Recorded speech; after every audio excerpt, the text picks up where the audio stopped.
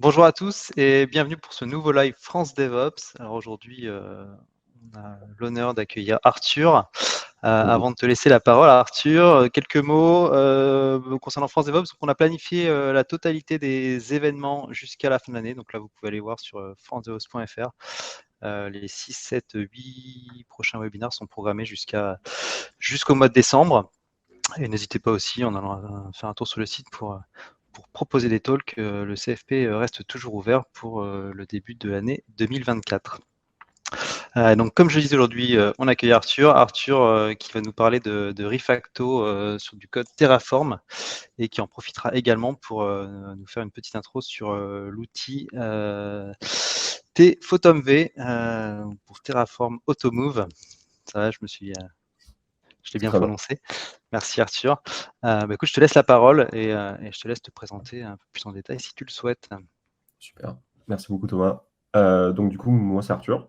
Je suis SRE dans une boîte qui s'appelle Pigment. Donc, vous avez peut-être entendu parler. Si vous n'en avez pas entendu parler, c'est pas grave. Et du coup, aujourd'hui, je vais vous parler de refactoring de code Terraform. Et je vais vous parler d'un outil que j'ai commencé à développer il y a un peu plus d'1 an, qui s'appelle TF-AutoMV ou Photomove ou Terraform Automove. J'ai entendu les 3 prononciations. Moi, j'ai tendance à dire TF-AutoMV, mais vous pouvez dire ce que vous voulez. Du coup, c'est parti. Donc, dans ce talk, on va parler de 6 trucs. On va parler d'abord, juste présenter un peu le workflow de refactoring Terraform classique. Vous l'avez sûrement déjà fait. Si vous ne l'avez pas déjà fait, vous allez voir, c'est relativement simple. Puis après, je vais parler un peu de comment fonctionne Terraform Automove, parce que je pense que c'est important de comprendre comment il fonctionne. Une fois qu'on comprend comment il fonctionne, il devient très facile à utiliser. Ensuite, je vais parler de pourquoi est-ce qu'on voudrait refactoriser, parce que vous allez me dire, mon code, il marche, j'ai pas besoin d'y toucher. Ensuite, je vais présenter un peu l'approche traditionnelle pour écrire du code Terraform, ses avantages, mais surtout ses inconvénients, et du coup, comment on peut mieux faire. Et je vais vous présenter du coup une autre approche, et je ne vais pas vous dire que cette approche elle est parfaite, et du coup, justement, je vais conclure avec en fait les défis anticipés quand on applique cette approche-là. Et bien sur ce, c'est parti. Donc, on va commencer par le b.a.-ba de Terraform. J'ai à gauche du code Terraform, à droite mon state. Et donc, du coup, j'ai 2 buckets, blue et green, dans mon code. Je les ai déjà apply il y a quelques semaines, tout va bien. Et j'ai envie d'en ajouter 2 autres. Et là, je pourrais me dire, bon, je copie-colle le code, je modifie ce qu'il faut, etc. Oui, c'est possible, mais à ce moment-là, en fait, c'est pas profiter de tout ce que propose Terraform. En fait, Terraform permet justement de structurer son code de manière à ce qu'on puisse mieux le gérer. Et alors là, du coup, c'est des exemples simples où vos ressources, elles font 3 lignes, mais si vous avez plein d'autres paramètres, en fait, ça peut vite devenir très, très gros. Et c'est un peu pénible de devoir scroller pour voir 4 buckets, quoi. Donc, en fait, l'idée, c'est de refactoriser ça. Donc, comment on fait? Premier truc qu'on va faire, en fait, c'est qu'on va déclarer une variable locale qu'on va appeler fileBuckets, dans lequel on va mettre la liste en fait, de nos buckets, donc tel qu'on y pense, donc comme je disais, blue et green.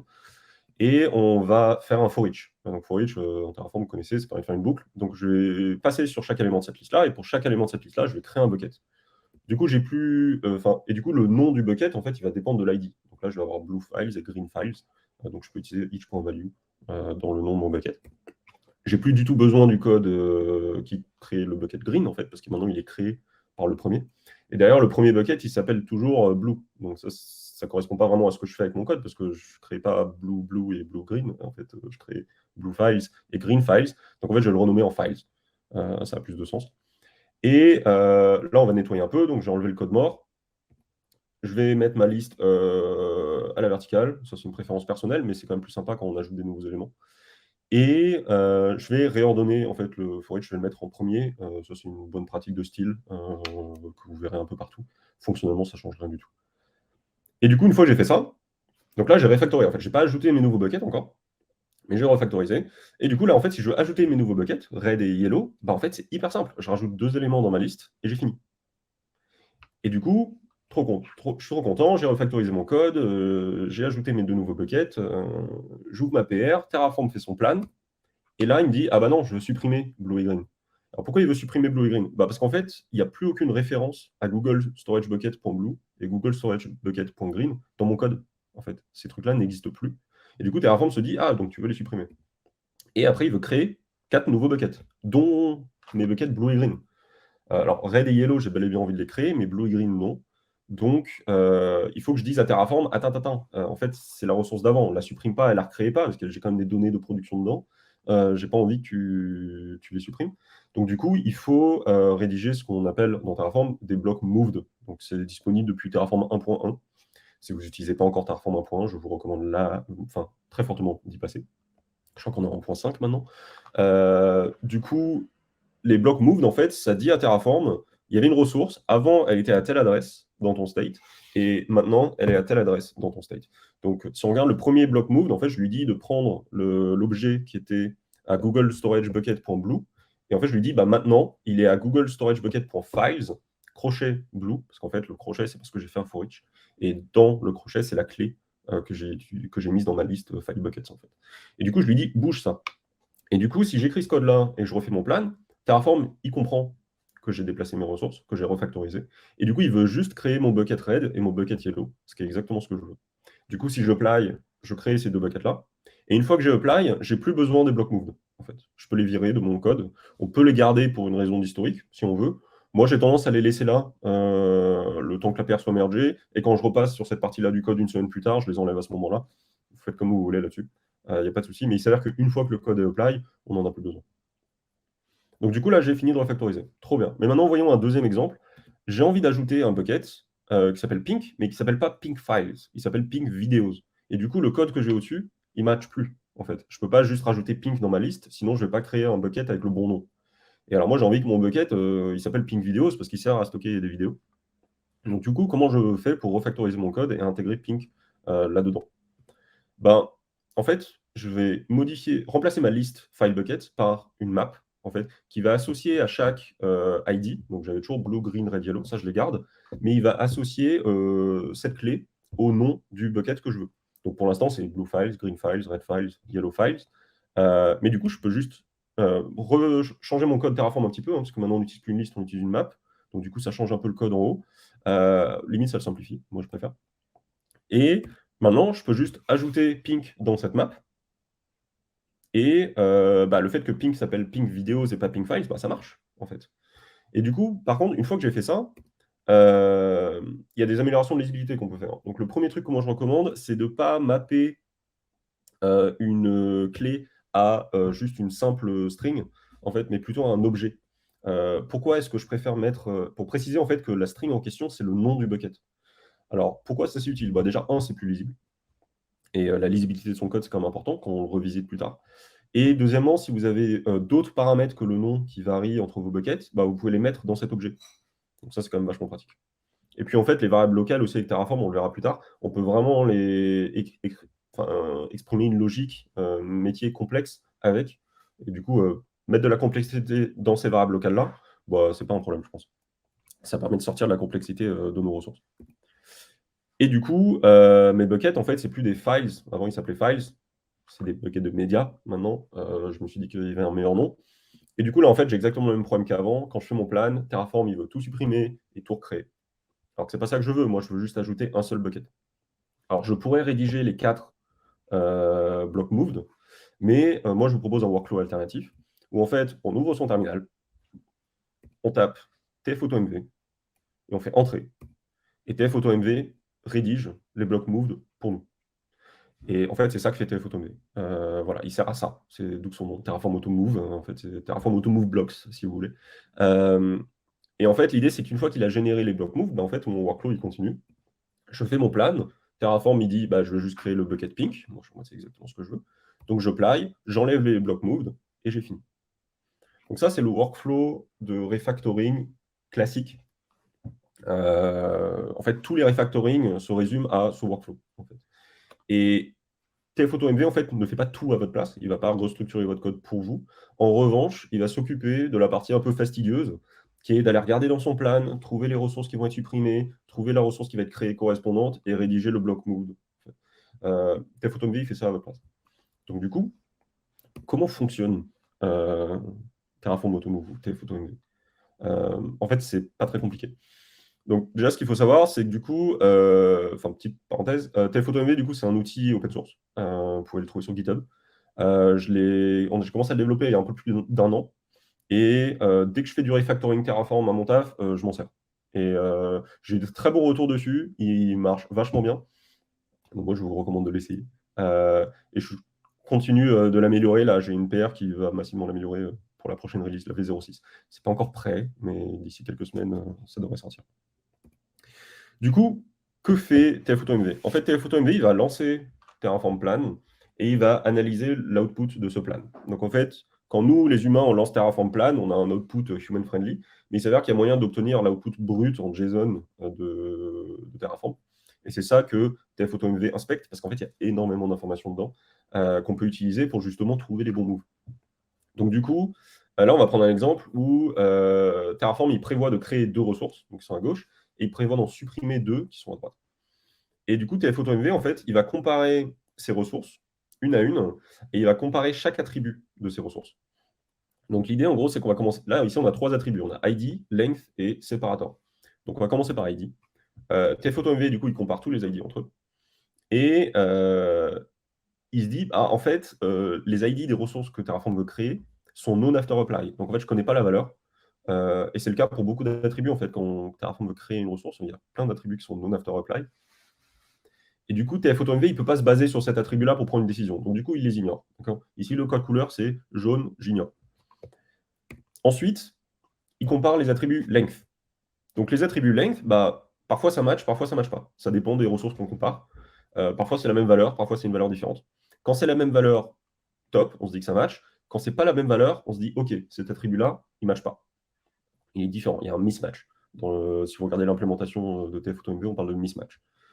Et ensuite, on passe sur l'attribut suivant, separator. Là, les valeurs sont tout le temps les mêmes. Elles sont tout le temps connues, mais c'est tout le temps les mêmes. Donc du coup, tout match. Et du coup, on compare, on agrège toutes ces comparaisons. Et en fait, ce qu'on va chercher, c'est des paires de ressources. Donc une ressource qui va être créée, une ressource qui va être supprimée, où tous les attributs sont soit ignorés, soit match. D'accord? S'il y a un mismatch, on considère que c'est KO. Telephoto MV, il est très conservateur, il ne veut pas faire un mauvais move. Il préfère pas trouver un move que faire un mauvais move. Et du coup, si on enlève tous les mismatchs, donc là on peut voir qu'on a nos flèches rouges en croix au milieu, si on enlève ces paires de ressources-là, on obtient quelque chose de beaucoup plus propre, où en fait, Telephoto MV, il se dit, j'ai une ressource à créer qui match une ressource à supprimer, donc du coup, c'est que je dois la move de là à là. Et il se dit ça 2 fois. Et donc du coup, Telephoto MV, en fait, il va pouvoir, à partir de là, rédiger les blocs moved correspondants pour bouger les ressources de là où elles étaient avant à là où elles sont maintenant. C'est aussi simple que ça. Voilà, c'est comme ça que fonctionne Telephoto MV. Honnêtement, le code n'est pas compliqué. Si vous voulez les lire, vous pouvez. C'est vraiment pas un souci. Voilà. Une fois que vous avez compris que c'est ça, c'est comme ça que ça marche, en fait, vous dites, c'est exactement ce que moi j'aurais fait. Moi aussi, j'aurais regardé les paramètres de ma ressource, et peut-être que j'aurais regardé le name de mon cluster, etc., pour comprendre en fait que c'était le même. C'est ça. Du coup, section suivante. Pourquoi est-ce qu'on voudrait refactoriser notre code Terraform? Parce que,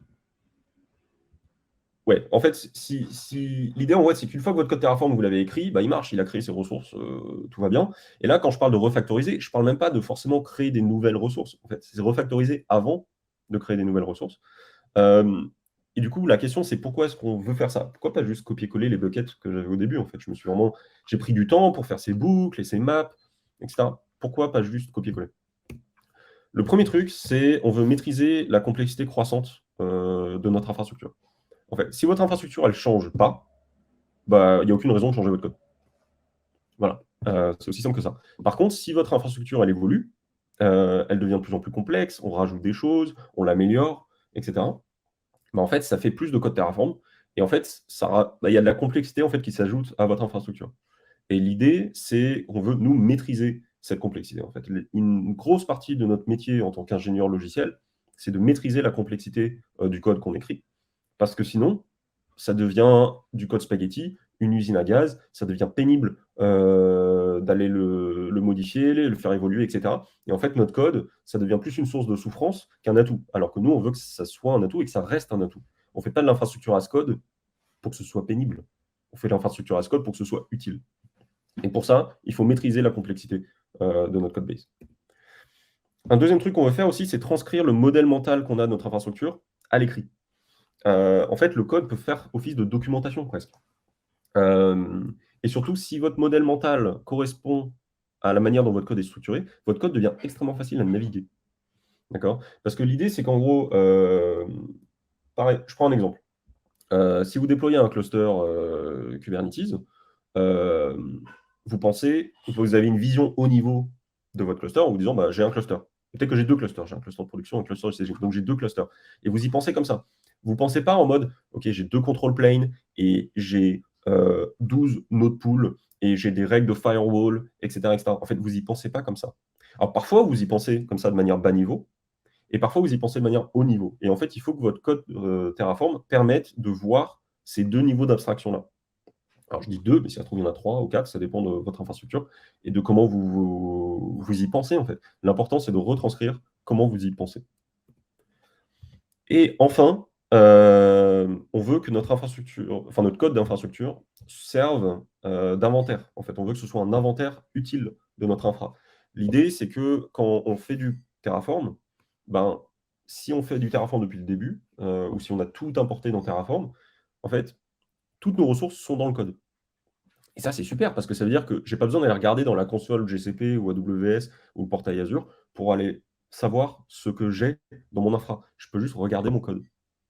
Et ça, c'est trop bien parce que regarder son code, c'est quand même beaucoup plus pratique. J'ai mon IDE qui me permet de le naviguer rapidement, etc., etc. Je peux utiliser des outils comme grep et compagnie pour trouver des trucs.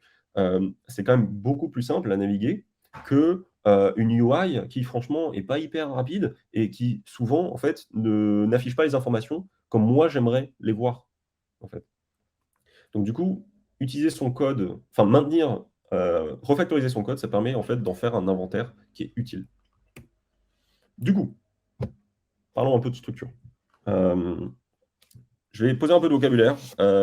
Et en fait, je vais établir un terme que j'appelle une stack. Une stack, c'est un dossier dans lequel on lance des commandes Terraform. Le terme stack, il n'est pas du tout standard. J'ai déjà entendu des gens appeler ça des layers. J'ai déjà entendu des gens appeler ça des stacks aussi.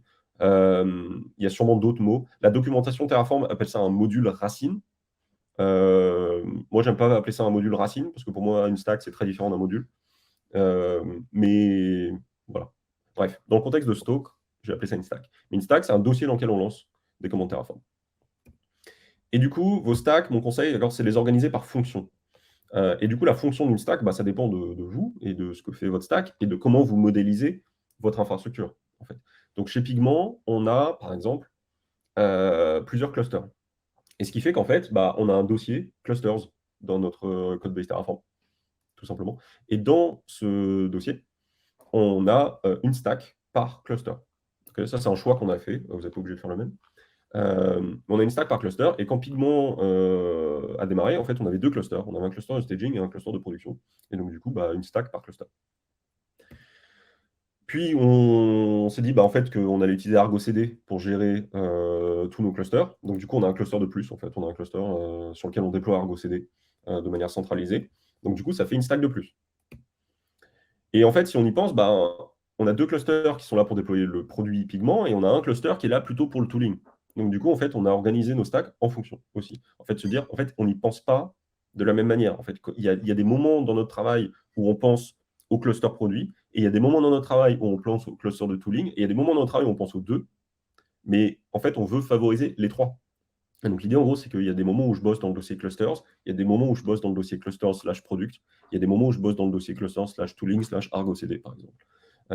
Et en fait, l'idée, c'est que votre code base, elle permet de naviguer entre ces différents niveaux d'abstraction. Donc, du coup, on a trois stacks pour l'instant.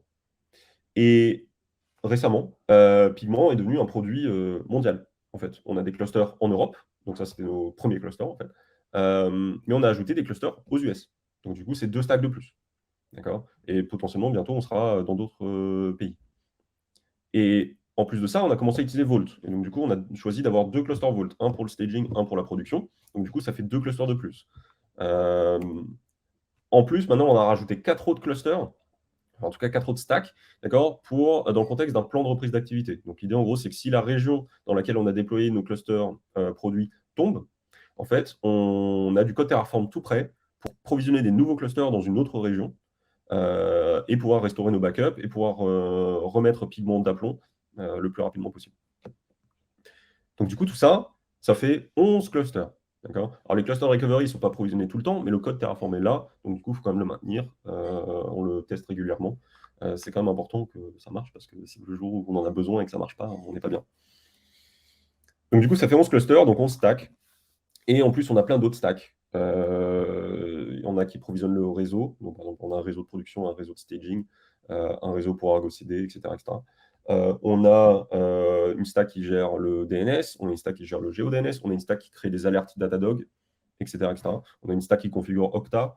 En fait, il y a plein de raisons d'avoir des stacks différentes. Et en fait, ça dépend de vous et du cycle de vie de vos ressources, etc. Il y a des équipes qui travaillent dessus. Je ne vais pas parler du découpage en stack en détail parce que c'est un talk à part. Mais en gros, l'idée, c'est qu'il y en a plein.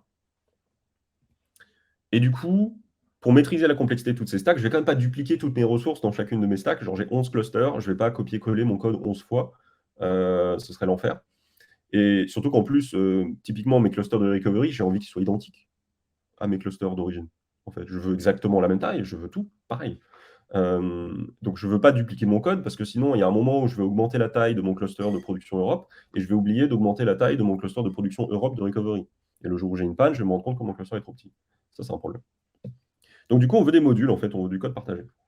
On veut de la modularité, en fait. On veut pouvoir maîtriser cette complexité-là en l'encapsulant dans des petites boîtes réutilisables.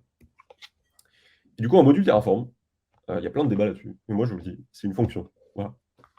Point. D'accord. Une fonction en Python et un module Terraform, c'est pareil. Et l'idée, en gros, c'est qu'un module, ça peut servir à réduire la duplication. Donc, par exemple, on a un module K8s cluster qu'on appelle dans les 11 stacks cluster, tout simplement. Et on a un module aussi K8s node pool. Donc, en fait, un module, ça peut réduire la duplication, mais ça peut aussi fournir une abstraction qui simplifie le code de l'appelant. Ça, c'est quelque chose d'important à comprendre, parce qu'en fait, maîtriser la complexité, ça veut aussi dire cacher la complexité parfois. Et du coup, typiquement, le module K8s cluster et le module K8s node pool, en fait, ils sont conçus pour très bien s'utiliser ensemble. D'accord. Si vous utilisez notre module K8s cluster et le module K8s node pool de la communauté, peut-être que ça ne va pas matcher. Mais en revanche, là, nous, on a conçu ces deux modules-là pour qu'ils s'envoient très très bien. Et du coup, ça simplifie massivement le code de l'appelant. Et je vous montrerai ça, à quoi ça ressemble un peu plus tard. Mais les meilleurs modules, c'est ceux qui vous sont propres, en fait, ils sont spécifiques à vous. Ce que je veux dire par là, c'est qu'en fait, ces modules-là, ils contiennent de la logique métier spécifique à votre infrastructure, à votre entreprise. D'accord. Ils transcrivent le modèle mental que vous avez de votre infrastructure. Et donc, c'est pour ça que nous, en fait, certes, on a le module K8s Cluster qui est appelé 11 fois dans toute notre codebase, mais en fait, surtout, on a un module Product Cluster et un module Tooling Cluster. Parce qu'en fait, nos clusters de tooling et nos clusters de produits, bah, ils sont pas vraiment structurés pareil. En fait, ils n'ont pas les mêmes objectifs et du coup, il y a quand même pas mal de variations entre eux. Et du coup, en fait, on n'a pas le même module. Donc, en fait, on a le module Product Cluster qu'on appelle 8 fois et il y a le module Tooling Cluster qu'on appelle 3 fois. Et ces deux modules-là appellent les modules K8s Cluster et K8s Node Pool. Ça, il n'y a pas de doute. Mais l'idée, en gros, c'est que vous pouvez quand même mettre vous-même les niveaux d'abstraction dont vous avez envie. Il ne faut vraiment pas hésiter à créer des modules comme ça quand ils ont du sens. Il ne faut pas non plus créer 10 niveaux d'appel, ce n'est pas le but. Mais du coup, toutes ces réflexions, en fait, elles sont basées sur un livre que je vous recommande chaleureusement, qui s'appelle A Philosophy of Software Design par John Osterhout. Et donc, John, c'est un professeur de conception logicielle dans je ne sais plus quelle université américaine. Et c'est quelqu'un de très, très smart, bien plus smart que moi. Donc, moi, je vous recommande d'aller lire ce livre et vous en retirerez beaucoup plus de choses que ce talk de 40 minutes. Et du coup, dans son talk, je résume, parce que vrai, c'est une pépite, mais en gros, John, sa thèse, c'est que la complexité logicielle, la conception logicielle, pardon, c'est maîtriser la complexité. Et du coup, en fait, c'est ça l'essentiel du métier, en fait, pour lui. D'accord. Quand on fait du software design, on est là pour maîtriser la complexité. La complexité, c'est notre ennemi. Et du coup, John postule que la complexité se trouve à deux endroits. Elle se trouve dans l'implémentation des modules et à l'interface entre les modules. Donc, ce qu'il entend par là, c'est qu'en fait, ce qu'il dit, en fait, c'est que la complexité qui est dans l'implémentation des modules, c'est difficile, on ne peut pas s'en débarrasser. On peut la transformer, elle est malléable, mais on ne peut pas s'en débarrasser dans le sens où si vous avez besoin d'une ressource Terraform, bah, vous avez besoin de cette ressource Terraform. Le code a besoin d'apparaître quelque part. Et en revanche, on a aussi la complexité qui peut être dans l'interface entre les modules. Et donc là, dans le contexte de Terraform, c'est les variables, les outputs, les appels de modules, etc. Et ça, en fait, ça, pour le coup, on peut la faire disparaître si on veut. D'accord? Elle est complètement optionnelle, cette complexité-là. Elle peut avoir de la valeur, hein, mais elle est complètement optionnelle parce que si j'enlève une variable, ça ne veut pas dire que j'enlève forcément une ressource derrière. D'accord? Je peux avoir le même résultat, le même fonctionnement, sans pour autant avoir la même interface. Et donc ça, c'est quelque chose qui dit, en fait, il propose un bon modèle mental en fait, pour justement maîtriser la complexité. Alors, il faut savoir un truc, quand John parle de module, il parle d'un composant logiciel au sens large et pas spécifiquement d'un module Terraform. John ne parle pas de Terraform dans son livre. Et en fait, au sens de John, un module Terraform et une stack Terraform, c'est tous les deux des modules, d'accord, d'après John. D'accord, quand il parle de module, c'est ça qu'il veut dire. Pour lui, un module, c'est une fonction, une classe, un module Terraform, une stack Terraform, un microservice, ce que vous voulez. En fait, il utilise le terme module au sens très large. Donc l'idée, en gros, c'est que nous, on peut maîtriser la complexité dans l'implémentation et dans l'interface à la fois de nos modules Terraform et de nos stacks Terraform. Du coup, on va regarder un exemple d'une stack. Donc là, on a un exemple de stack. Donc ça, c'est la stack clusters / production E1 chez Pigment. Et du coup, on appelle notre module product cluster. Donc je disais, on lui passe le nom du cluster et je reviendrai là-dessus un peu plus tard. Et après, on configure Terraform, on configure le backend dans lequel on stocke notre state et on configure les providers. Tout ça, c'est classique. Et la configuration de Terraform et des providers, je vais juste l'ignorer pour le moment parce que honnêtement, vous aurez ça dans toutes les stacks et c'est assez standard. Il n'y a pas vraiment de complexité qu'on peut maîtriser là-dessus. C'est vraiment un peu du boilerplate. Mais du coup, on a cet appel au module cluster. Donc du coup, ce module product cluster, en fait, je l'appelle une fois pour production U1, mais une autre fois pour production US1, et encore une fois pour staging E1 et staging US1, et encore une fois pour mes clusters de recovery.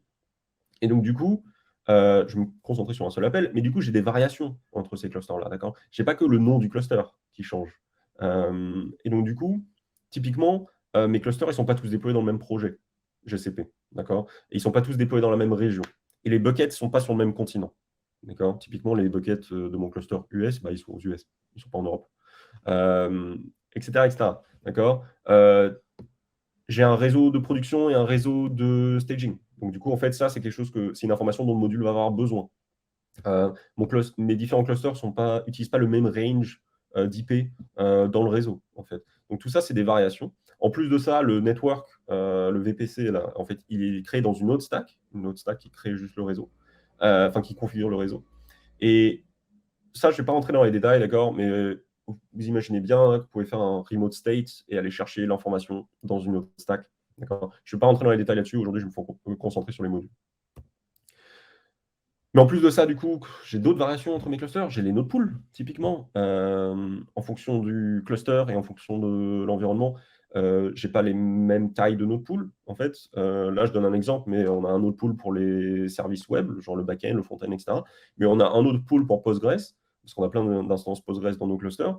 Mais on a aussi un node pool avec des plus grosses machines pour les gros Postgres. Et en fait, tout ça, faut quand même le prendre en compte. Et en fait, c'est quelque chose que le module, il a besoin d'être au courant, qu'en fait, il est censé provisionner ces différents modules, ces différents node pools, avec différents paramètres. Donc, il faut que le code soit écrit quelque part. Et enfin, j'ai des constantes, en fait. Et alors, ces constantes-là, c'est tout le temps les mêmes pour tous les clusters, mais elles sont aussi utilisées dans d'autres stacks. Typiquement, le VPN Instance Stacks, en fait, cette string VPN Server, elle est aussi utilisée dans la stack qui provisionne le VPN. Et les, etc. Et les SSH Trusted CDR, du coup, c'est le range de notre réseau privé et le range de Identity Aware Proxy de Google pour qu'on puisse se connecter aux machines sans les exposer sur Internet.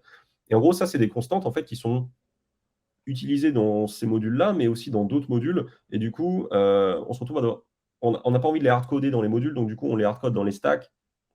Mais du coup, on passe l'information quand même. C'est pas idéal, mais on a choisi de faire comme ça. Et du coup, en gros, on a toutes ces variables dans notre stack. D'accord, on a toutes les variations en fait, entre nos clusters. Et du coup, à quoi ressemble le module product cluster. Le module product cluster, du coup, lui, il appelle kvtest cluster et kvtest node pool. Et en fait, il fait passe-plat sur toutes les variables. Voilà, juste il prend les variables et il les passe. C'est tout. Et en fait, il n'a aucune valeur ajoutée, ce module product cluster. Parce que, honnêtement, j'aurais pu appeler kvtest cluster et faire un for each sur kvtest node pool dans la stack, en fait. Donc, c'est quoi l'intérêt d'appeler ce module-là, d'accord? En fait, ça permet de, quand même, moi, de me dire, j'y pense, moi, je pense en termes de product cluster. Okay. Quand moi, je pense à mon cluster prod de U1, je pense pas, j'ai un control plane d'un côté et j'ai X node pool de l'autre. En fait, je pense que j'ai un cluster. Okay. Donc, c'est important que le code Terraform reflète ça. Okay. Et puis après, il y a d'autres avantages d'un point de vue réutilisabilité, etc. Si je décide, j'ai d'autres ressources que le kvtest cluster et le kvtest node pool dans ce module-là, donc c'est quand même pratique d'éviter de la duplication. Okay. Mais c'est vraiment dommage d'avoir ces variables qui font passe-plat, je trouve. Donc, ça, c'est l'approche un peu traditionnelle pour écrire des modules. D'accord. Et du coup, elle a quand même plusieurs avantages, cette approche. La première, c'est que c'est facile à écrire. Okay. Si demain, vous avez un nouvel attribut qui varie d'un cluster à un autre, vous ajoutez une variable dans le module qui crée cette ressource, vous ajoutez potentiellement une autre variable dans le module qui appelle ce module, etc. etc. Vous remontez jusqu'à la stack et là, vous mettez la valeur. Voilà, super facile à écrire, il n'y a pas besoin de réfléchir, c'est super simple. D'accord. Et un autre avantage aussi, c'est que tous les modules open source de la communauté, ils sont tous écrits comme ça. Ils sont tous extrêmement paramétrables parce qu'ils ont besoin de répondre à plein de use cases différents. Et du coup, en fait, tout est variabilisé, en fait. Tout est variabilisé. Mais du coup, c'est quoi les inconvénients? Et moi, je trouve qu'il y en a quand même pas mal. Et surtout, les inconvénients sont bien plus gros que les avantages. Donc, le premier inconvénient, c'est que les variables font passe-plat. Ce que j'entends par variable passe-plat, en fait, c'est que les variables, elles cachent aucune complexité. Dans le sens où, si je suis dans ma stack et que je vois une variable à laquelle j'ai donné une valeur, et j'ai envie de comprendre l'impact, à quoi sert cette valeur, en fait, je vais devoir aller regarder dans le module en question, qui va juste faire passe-plat vers un autre module, qui va juste faire passe-plat vers une ressource, et du coup, je me retrouve à devoir aller lire la doc de Terraform pour cette ressource-là, ou potentiellement la doc du cloud provider pour cette ressource-là, pour essayer de comprendre à quoi correspond cette valeur que j'ai mise dans ma stack Terraform. Donc, j'ai dû naviguer 3, 4 fichiers, plus 2, 3, 4 pages web pour comprendre ce que faisait une string. Et ça, c'est hyper énervant. En fait, le code ne cache aucune complexité. En fait. Je suis quand même obligé d'aller comprendre tous les détails d'implémentation pour comprendre ce que fait mon code Terraform et ce que font mes modules. Un deuxième truc aussi, c'est que les informations importantes sont dispersées. Donc, je prends l'exemple du range d'IP de mes clusters. J'ai 11 clusters et aujourd'hui, avec l'approche que je vous ai montrée, les 11 ranges d'IP différents utilisés par ces clusters-là sont dans 11 fichiers différents dans ma code base. Et ça, en fait, c'est nul, en fait, parce qu'il y a des moments où moi, j'aimerais bien avoir la liste de tous les ranges d'IP utilisés par mon infra. Et en fait, je ne peux pas avoir cette info-là parce que c'est pas agrégé, quoi. Et alors, du coup, si vous avez une équipe de sécurité qui veut avoir cette information-là pour de très bonnes raisons, ou si vous avez un audit, etc., en fait, vos auditeurs, ils vont perdre du temps à essayer de trouver l'information alors qu'ils pourraient être en train de trouver quelque chose de plus important, quoi. Donc, c'est dommage de disperser toutes ces informations. Et enfin, les stacks ne donnent pas la vision macro. En fait, ce qui se passe, c'est que vu que les stacks contiennent tous ces détails, en fait, elles donnent une vision très micro. Et elles ne donnent pas une vision macro, en fait. Et ça, c'est vraiment dommage, je trouve. Et du coup, moi, je vais vous proposer une autre approche, en fait. Ah oui, mais avant de dire aussi, on parle de refactoring ici. Mais en fait, l'approche là en question, elle est hyper difficile à refactoriser. Parce que vu que les variables sont dans 4 fichiers différents, etc., vous vous retrouvez à modifier plein de trucs. Vous avez coupé votre IDE en 4 pour avoir les 4 fichiers sous les yeux en même temps. Et essayer de comprendre en fait comment vous pouvez faire. Et en fait, c'est super pénible. Parce qu'en fait, juste les modules sont mal foutus. En fait, ils sont pas réfléchis. Ils n'ont aucune valeur ajoutée, à part le fait de faire passe-plat, quoi, et de faire des for each. Et ça, c'est vraiment dommage. Et du coup, je vais vous proposer un peu mieux. Donc, comment est-ce qu'on peut mieux faire? Je vais revenir sur le cas de base avant qu'on ait ajouté toutes les variables, toutes les variations entre les clusters, en fait. Et je vais remplacer le name par cluster ID. En fait, je vais associer un ID à cet appel de ce module. OK. Et l'identifiant, il sert à structurer notre code. D'accord. Il sert à ça. Mais du coup, l'idée, en gros, c'est qu'on va pouvoir structurer notre code autour de cet identifiant et régler en fait tous les inconvénients qu'on avait avant. Donc, la stack reste responsable du back-end, des providers, des remote states. Ça ne change pas. Donc, je fais une petite parenthèse là-dessus, mais on oublie. Et en gros, l'idée, c'est qu'on simplifie massivement l'interface du module, parce que du coup, elle a une seule variable. Et en fait, on simplifie, du coup, en conséquence, le code de l'appelant. Il s'avère qu'en fait, que quand vous prenez cette approche-là, quand votre stack, elle configure Terraform, elle configure les providers, elle lit des remote state, puis après, elle passe une ou deux, trois peut-être variables à votre module, à un module, et puis après, c'est tout. En fait, vous passez très très peu de temps dans le code de vos stacks.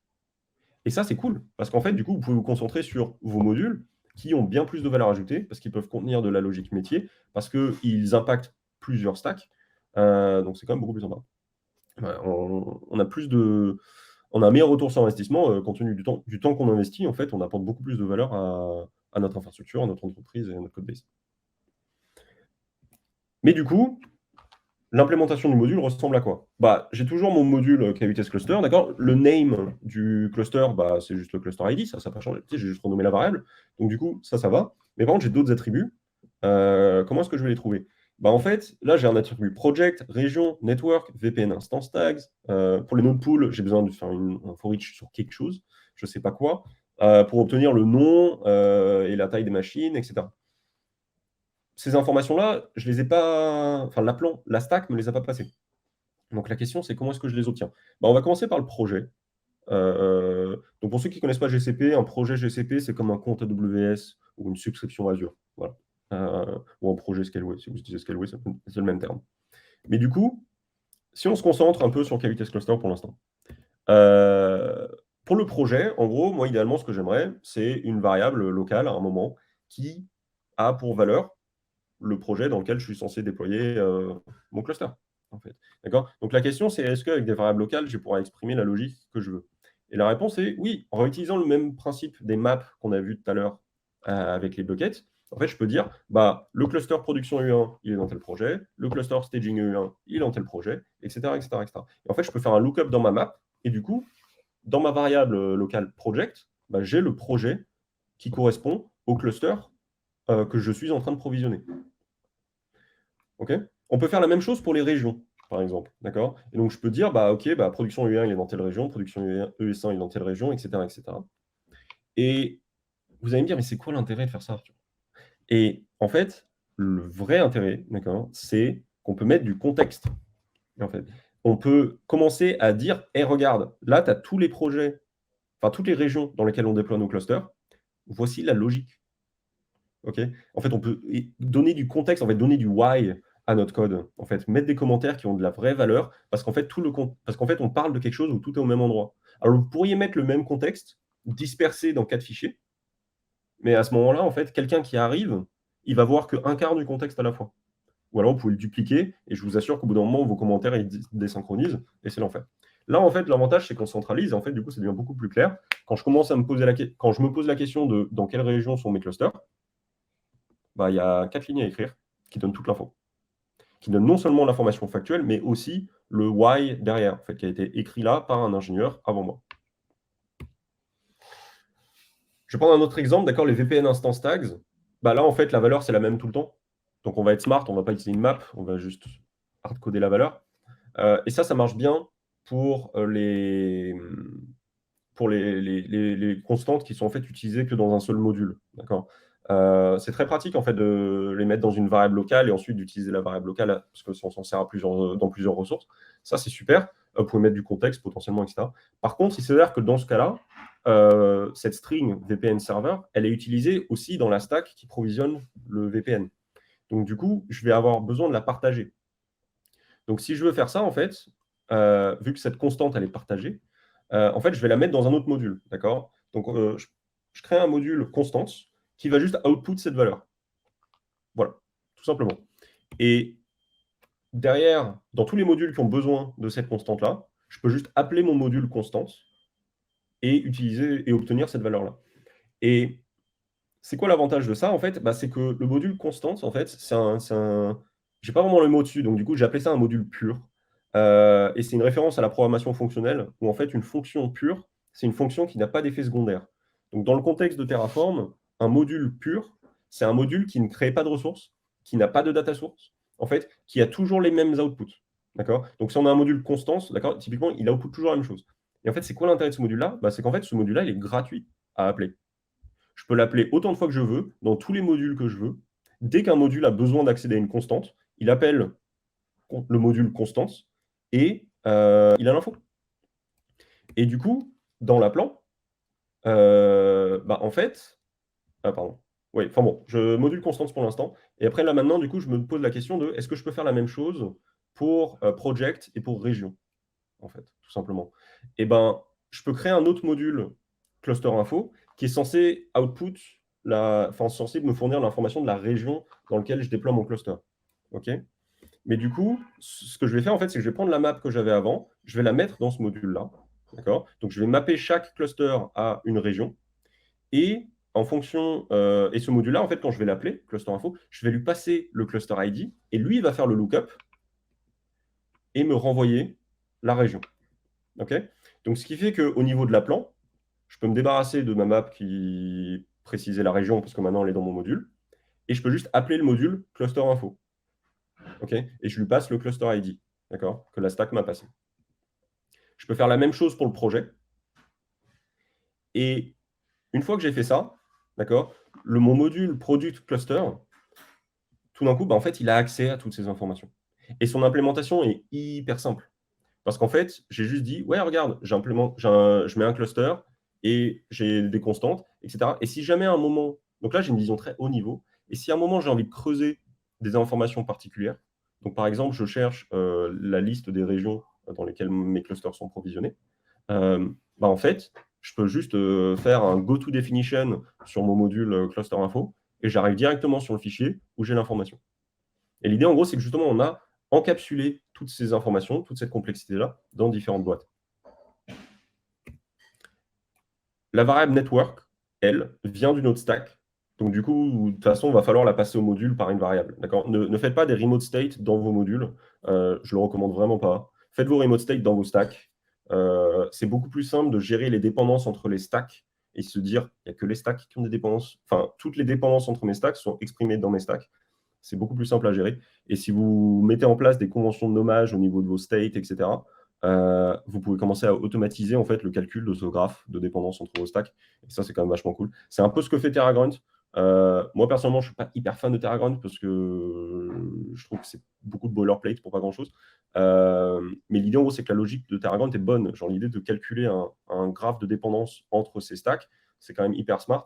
Et en fait, on peut faire pareil avec juste des bonnes conventions de nommage et un petit script. Mais du coup, qu'est-ce qu'on y gagne à faire tout ça? Là, je vais vous montrer des exemples de. Je les ai copiés-collés de notre code Terraform chez Pigment. Donc, le premier truc, en fait, c'est qu'on peut transcrire ce qu'on sait de notre infrastructure. Donc, ici, par exemple, ça, c'est dans le module cluster info. Il y a un module, il y a une variable name, en fait, pour le nom du cluster. Et en fait, vu qu'on avait un cluster production et un cluster staging initialement, et qu'ensuite on s'est dit, en fait, ça, c'est les clusters d'Europe, mais maintenant on a des clusters US, etc. En fait, ces clusters-là, ils prédataient notre convention de nommage. Et en fait, ça, on a pu l'exprimer, on a pu l'écrire, d'accord? Donc, littéralement, dans les commentaires, si vous les lisez, on a expliqué qu'en fait, les nouveaux clusters, leur nom, c'est leur ID. Par contre, les anciens clusters, il y a quelques exceptions. Les voici, et elles sont écrites. Et en fait, l'idée, c'est qu'on a écrit ces exceptions, et du coup, quand on onboard un nouvel ingénieur, il lit ces 10 lignes de code et il sait tout ce qu'il y a à savoir sur pourquoi nos clusters s'appellent comme ils s'appellent. Et en fait, l'idée, c'est que mettre du contexte comme ça, exprimer ce qu'on sait de notre infrastructure, on peut le faire à tous les niveaux. Un autre exemple, c'est, je vous disais, du coup, un autre intérêt de cette approche, en fait, c'est que notre code devient un inventaire utile. Je vous disais, c'était important que notre infrastructure as code soit un inventaire utile. Et donc là, typiquement, dans le module cluster info, on a la liste de tous les CIDR de chaque cluster. Et je peux vous dire que quand on a eu un nouvel ingénieur sécurité qui a rejoint Pigment et au bout de 2 semaines, il nous a dit oui, je suis en train d'essayer de comprendre le layout réseau, etc.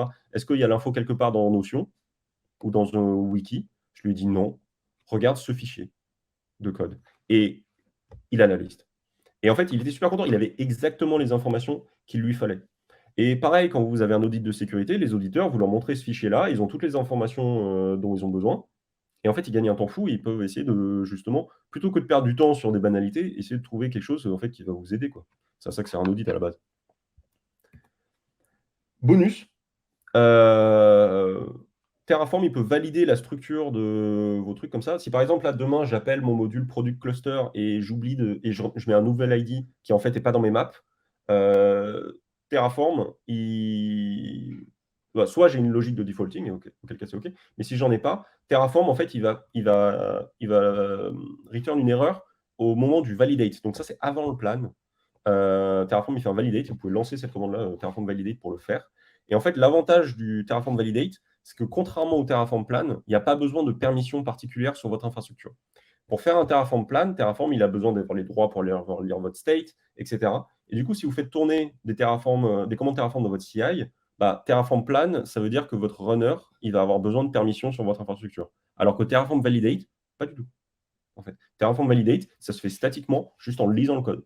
Et du coup, en fait, il y a quand même une certaine validation qui se fait. Et c'est presque comme utiliser un langage de programmation statique. C'est génial, en fait. C'est une sorte de validation à la compilation. C'est quand même cool. Ça ne catche pas tous les problèmes, mais ça en catche quand même pas mal. Et du coup, il y a des moments où on fait une erreur bête et en fait, on a un feedback immédiat, comme quoi on a cassé un truc. Donc ça, c'est très cool. Et du coup, c'est quoi, si vous voulez appliquer cette approche-là, c'est quoi les challenges? Le premier truc qu'il faut faire vraiment, c'est établir un vocabulaire clair à tous les niveaux. D'accord? Et ça vient du domain-driven design, hein, d'accord? Le concept de ubiquitous language, donc de langage omniprésent. Mais en fait, il faut définir quelques trucs. Par exemple, un cluster, c'est quoi? D'accord? Ça veut dire quelque chose pour côté infra? On se dit, ouais, c'est un cluster Kubernetes. Ou est-ce que c'est un cluster Vault? Ou est-ce que c'est un cluster Postgres? Ah mince, en fait, on a un problème de vocabulaire. Ensuite, pareil, pour une région, un environnement. En fait, ça, c'est des termes qui sont utilisés partout. Et du coup, il faut vraiment, à un moment, poser le vocabulaire. Moi, c'est ce qu'on a fait, hein, je recommande, c'est écrire une page de documentation, en fait, un glossaire, où vous expliquez les différents termes, ce qu'ils veulent dire dans quel contexte, et vous donnez des exemples. Et en fait, ça permet aux gens, en fait, de mieux naviguer votre code, parce que si dans votre code, vous utilisez ce vocabulaire, en fait, vous pouvez, en fait, vu que tout le monde utilise le même vocabulaire, tout le monde écrira le même code de la même manière, et ça devient beaucoup plus facile de naviguer et de collaborer dessus. Un autre truc, c'est de décider où mettre quelle information. On m'a souvent demandé, oui, est-ce qu'il y a un arbre de décision universel que je peux juste suivre? Oui, non, etc. pour arriver à la décision de est-ce que telle info va dans la stack, est-ce qu'elle va dans tel module, est-ce qu'elle va dans un autre module pur ou pas, etc. Honnêtement, il n'y en a pas. Mon conseil, poussez la complexité vers le bas. D'accord? Et ce que je veux dire vers le bas, c'est le bas de votre graphe d'appel. D'accord? Si vous avez vos stacks tout en haut, et puis quand ça appelle un module, ça descend, etc., etc. Poussez la complexité vers le bas, dans les limites du raisonnable, évidemment. Mais poussez la complexité vers le bas et essayez de profiter des modules purs. En vrai, les modules purs, c'est un pattern qu'on a commencé à utiliser et c'est génial. Ça simplifie tellement notre code parce qu'en fait, ça évite la duplication d'informations, tout simplement. En fait, s'il y a un moment dans votre code Terraform où vous avez deux endroits où il y a la même information et c'est important que ce soit la même, mettez ça dans un module partagé, en fait. Et un module pur, c'est gratuit. Pratique. Enfin, un autre défi, c'est s'assurer que son code reste aligné avec son modèle mental dans la durée. D'accord? Notre modèle mental, il va évoluer dans le temps. C'est normal, parce qu'en fait, on est des êtres intelligents, on réfléchit, on comprend, on analyse en continu les problèmes qu'on a, et on y réfléchit de mieux en mieux chaque jour.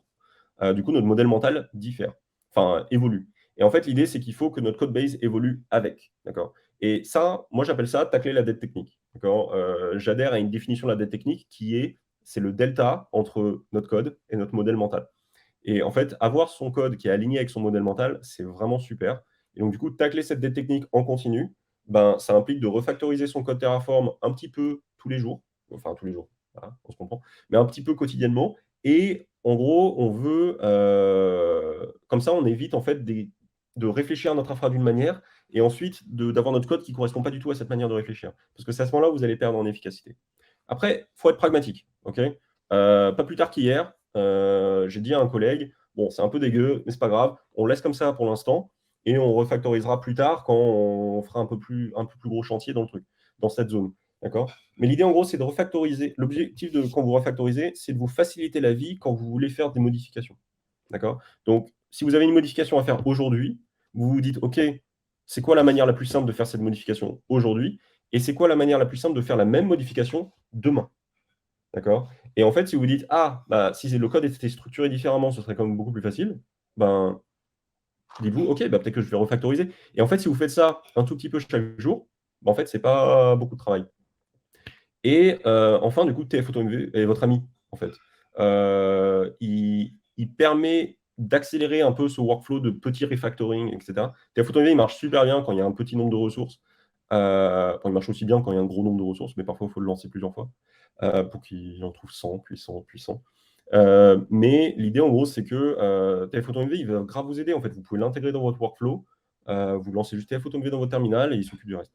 C'est super pratique. Et du coup, ça, je disais, c'est un sujet pour un autre talk, mais il faut bien définir les frontières entre ces stacks. D'accord c'est la même réflexion que pour les microservices, mais pour Terraform. Je n'ai pas encore une réponse définitive de comment il faut faire. Je suis en train d'essayer d'écrire un document là-dessus pour définir des bonnes pratiques. Si ça vous intéresse de m'aider, contactez-moi. Vous avez mon handle GitHub en bas à gauche. Et si vous cherchez un peu, vous me trouverez sur LinkedIn ou Twitter. Enfin, X, comme on dit maintenant.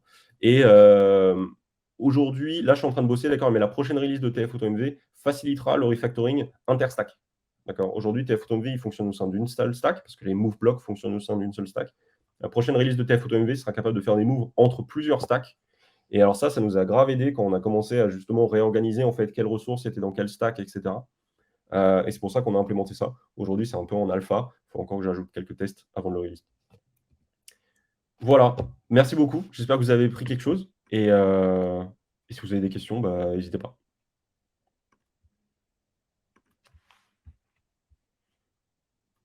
Du coup, je vais peut-être regarder les questions. Ah, je vois Thomas qui revient. Ouais, je redébarque. En effet, tu as 6-7 questions qui sont apparues juste à côté du chat. Je ne sais pas si tu les vois. Oui, je vois. Je vais passer dessus. Du coup, est-ce que TF-AutoMV fournit une liste des ressources qu'il n'a pas réussi à matcher, mais sur lesquelles il y a une probabilité de match, et donc il faut regarder par un humain?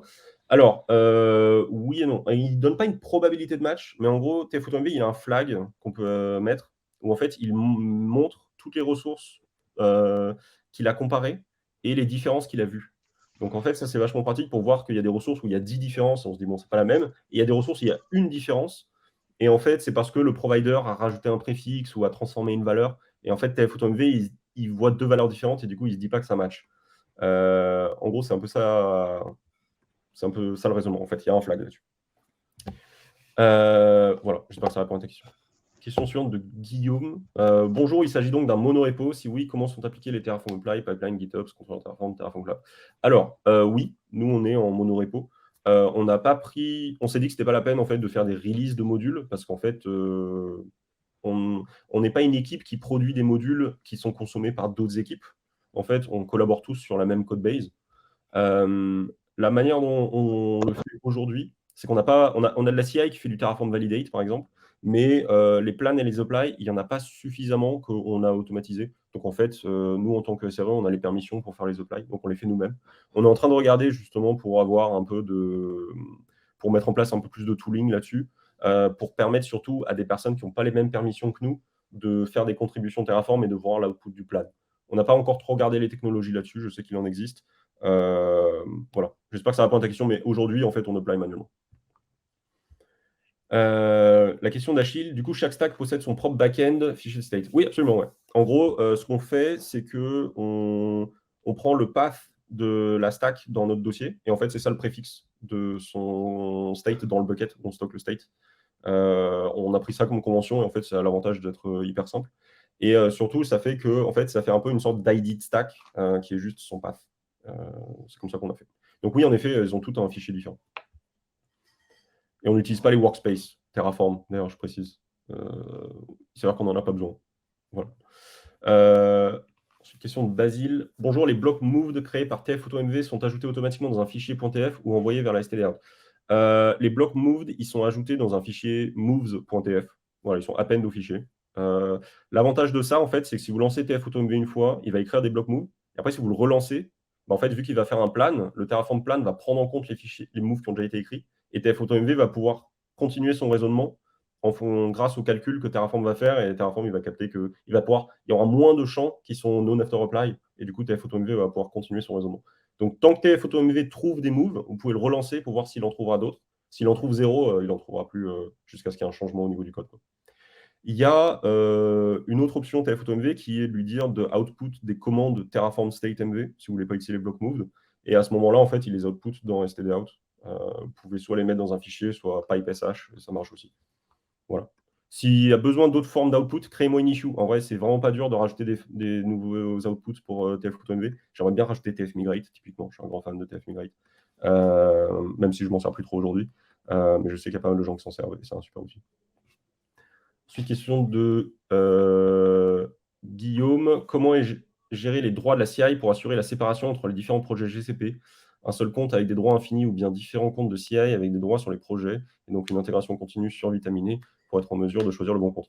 En fait, comme je disais, aujourd'hui, ce n'est pas notre CI qui apply. Voilà, donc on n'a pas encore réglé cette question-là. C'est une très bonne question, je pense qu'on se la posera, mais on n'a pas encore trouvé de réponse. Enfin, on n'a pas encore vraiment cherché de réponse en détail. Ensuite, question de Mustapha, est-ce que TF-AutoMV peut gérer automatiquement la mise à jour des nouveaux ID, donc variables des ressources, dans les autres blocs Terraform? Je ne suis pas sûr de comprendre la question, pour le coup. Du coup, je ne suis pas sûr de comprendre la question. Mustapha, si tu peux clarifier dans le chat, ce serait super. Ensuite, question de Vincent. Tu préconises l'utilisation des remote state pour la récupération d'informations, mais est-ce que ça ne casse pas la dépendance, principe de responsabilité unique?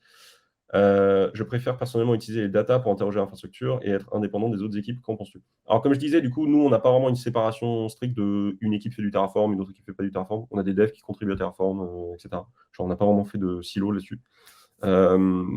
Cela dit, je pense en fait, pour nous, les dépendances entre les stacks doivent être immutables. D'accord. À partir du moment où une stack output une valeur, il ne faut jamais que cette valeur change. D'accord. Ça, c'est un contrat qu'on a établi parce que sinon, en fait, il y a un problème de blast radius. Donc, en gros, l'idée, c'est qu'une fois qu'on impose cette contrainte, on peut avoir confiance qu'on peut lire les outputs d'autres stacks et qu'en fait, ça ne cassera pas tout. Après, comme je disais, vu qu'on est en monorepo, on peut facilement déplacer nos stacks, changer les remote state en même temps, etc. dans la même PR. C'est quand même beaucoup plus commode. On n'est pas. Je suis pas en train de fetch le remote state. Enfin, je peux être ici un remote state pour fetch un VPC qui a été provisionné par une autre entité dans la boîte, quoi. Genre, on n'a pas ces problèmes-là en fait chez Pigment. Donc du coup, je pense qu'en fait, ça dépend vraiment de la situation dans laquelle tu es.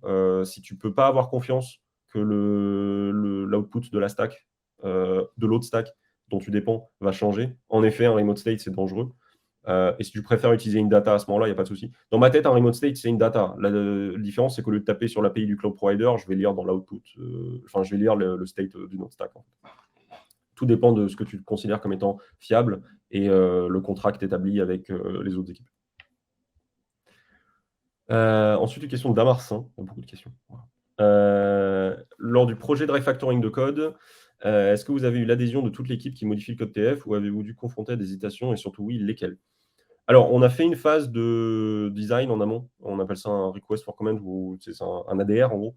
On a écrit un document où en fait on a posé la réflexion, le contexte, les objectifs et comment on voulait faire. Et du coup, l'idée en gros, c'est qu'on voulait. Enfin, en gros, une fois qu'on avait ce document-là, on a itéré dessus et en fait, on s'est mis d'accord. Et une fois qu'on était d'accord, on y allait à fond. Après, le truc, c'est en refactorisant, on a appris des leçons et du coup, on a un peu itéré sur nos bonnes pratiques. Et comme je disais, c'est un travail continu, en fait. Un refactoring, c'est pas OK, en juin, je refactor. Enfin, c'est pas ça, en fait. Vous pouvez avoir un gros mois de refactoring, on en a eu, quand vous avez des gros changements sur votre infrastructure. Donc, c'était notre cas pour le cluster aux US ou les clusters de recovery. C'était des gros chantiers de refactoring. Mais il ne faut pas hésiter aussi à avoir les petits refactoring au quotidien quand on tombe sur une partie de la code base qui n'utilise pas ce qu'on sait maintenant être les meilleures pratiques dans notre contexte. Voilà. Donc non, pas trop d'hésitation, ou en tout cas, on les a éliminés très tôt dans le projet, quoi. On s'est mis d'accord autour d'un document. Une question de Cyprien. Quel est mon avis sur OpenTofu? Dans quelle mesure conseilles-tu la bascule? Honnêtement, alors moi j'ai supporté OpenTofu. Si vous allez sur le site d'OpenTofu, vous trouverez mon nom. Parce que j'ai envie que TF-AutoMV fonctionne avec OpenTofu. Je ne suis pas concerné par les changements de licence. Enfin, TF-AutoMV en tout cas n'est pas concerné par les changements de licence Terraform. J'ai pas encore regardé, si j'ai bien compris, aujourd'hui les deux outils sont équivalents, mais l'ambition d'OpenTofu, c'est quand même un peu de diverger, genre d'ajouter des fonctionnalités que Terraform n'a pas ajoutées, etc. Je vais attendre de voir, en fait, parce que là, on parle fondamentalement d'une nouvelle équipe d'ingénieurs qui va reprendre le développement d'un outil open source qu'ils n'ont pas forcément écrit à la base. Ça peut bien se passer, ça peut mal se passer. Je pense que là-dessus, on ne saura que dans quelques mois. Personnellement, je ne bascule pas tout de suite. Mais si un jour OpenTofu sort une fonctionnalité incroyable que Terraform n'a pas, bah pourquoi pas. Andy dit comment gérer les security groups et les firewall rules sur GCP. Vous avez également un inventaire comme pour les CIDR globaux ou séparés dans plusieurs fichiers. En soi, on a très peu de firewall rules, nous. En fait, il s'avère que on en a quelques-unes au niveau des réseaux de chaque environnement. Mais même au sein d'un environnement, en fait, nos services communiquent tous ensemble, donc on n'a pas à verrouiller le réseau là-dessus. En fait, on ne s'appuie pas vraiment sur les règles de firewalling pour la sécurité, sauf quand on fait tourner un service auquel on n'a pas confiance. Genre, typiquement, là, on fait de l'IA, donc il y a plein de libs qui sont jeunes et tout, donc on n'est pas encore sûr qu'elles n'auront pas de vulnérabilité. Donc ça, typiquement, on a mis des règles, mais là, c'est dans Kubernetes, donc on fait des network policy qui empêchent le service de communiquer quoi que ce soit, sauf ce avec quoi il est censé communiquer. Mais du coup, ça, on fait pas ça avec Terraform, en fait. On pourrait le faire avec Terraform, honnêtement, je sais pas. Pour répondre à ta question, je dirais ça dépend de ton contexte et ça dépend. Amarcin demande, peut-on installer TFAutoMV via ASDF sous Linux Ubuntu 20.04 ? Alors, ASDF, je sais pas. Je ne l'ai pas mis en place. Si tu veux le mettre en place, je suis preneur. Aujourd'hui, tu peux installer sur Ubuntu avec il y a un script que tu peux lancer dans le repo. Il y a un install.sh qui détectera automatiquement que tu es sur Ubuntu et qui téléchargera le bon binaire. On n'a pas encore niveau package manager. Aujourd'hui, on supporte Homebrew, du coup sur Mac et sur Linux, et Yaourt ou Yale, je sais plus, sur le Arc Linux. Mais on n'a pas encore ASDF. Si tu veux faire une PR ou même créer une issue et on lance la discussion, moi je suis chaud. Voilà, je crois que c'est toutes les questions. Alors, non, je n'avais pas vu dans le chat. Oula. Une nouvelle qui vient d'apparaître de Moussafa. Ah, super. Dans le chat, tu as que des remerciements. Ah bah génial. Les nouvelles questions. Ah, attends, je les ai triées par vote. Je vais les trier par date.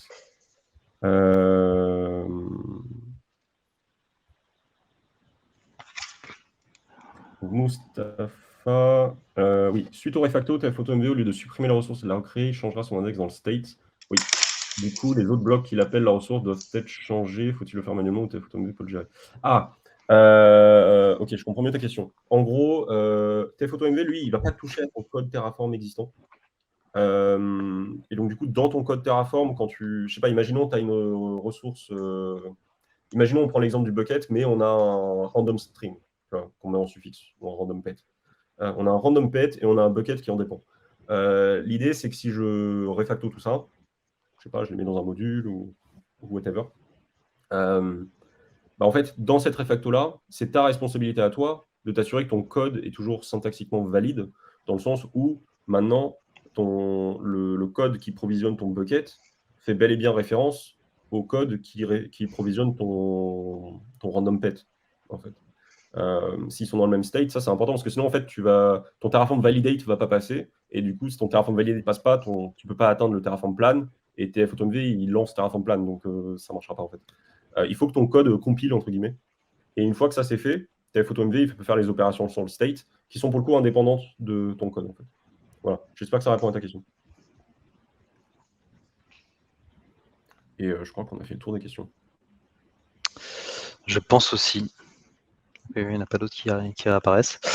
Donc c'est tout bon. Merci beaucoup Arthur. Je ne sais pas si tu avais un dernier mot à rajouter ou c'est bon pour toi. Ouais, a priori, non, mais essayez TFAutoMV si ça vous plaît, trop bien. Si vous en servez déjà et que ça vous plaît, envoyez-moi un message, ça me fait trop plaisir. Du positif feedback. Et si vous voyez des trucs qu'on peut améliorer, des trucs qu'on peut ajouter, ou si vous trouvez un bug ou des situations où TFAutoMV il n'arrive pas à trouver les moves, n'hésitez pas à créer une issue. C'est comme ça qu'en fait, on pourra continuer d'améliorer l'outil. Voilà. Très bien. Encore merci. C'était très clair, c'était top. Et puis j'espère à bientôt pour un autre talk. Si tu as d'autres sujets à nous partager, puis pour tous ceux qui sont encore présents, n'hésitez pas aussi encore une fois, allez faire un tour sur le CFP si vous avez des sujets à présenter. Merci beaucoup. Bonne fin de journée, bonne après-midi. Salut.